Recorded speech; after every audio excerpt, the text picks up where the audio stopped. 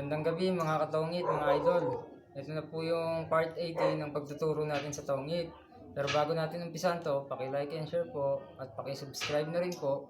At huwag kalimutan pindutin ang notification bell para lagi kayong updated tuwing lagi ako may video bago.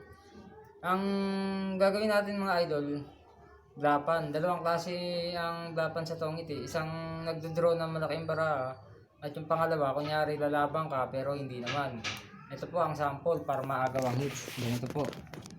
Limbawa po, ito yung bra natin. Ang laki idol, no? Ito yung lapag ko. Tapos ito naman yung sa kabila. Ito yung bra niya.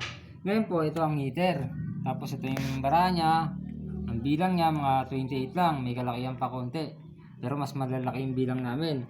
Ngayon, ang gagawin po niya na pambablap, ito kunwari ang didiga, dodro siya. Ngayon, ito, heater to, mag-iisip yan kung lalaban. Tapos tayo naman mga idol, hindi natin bibitawan to hanggat hindi nauuna yon. Pag nakita niya ako na nakatingin sa kanya, atras po yan mga idol. Ngayon, atras na rin po tayo. Ganun po ang pambablap. Makikisama ka dun sa unang ng blap. Kaya sana meron kayong natutunan. Hanggang dito na lang.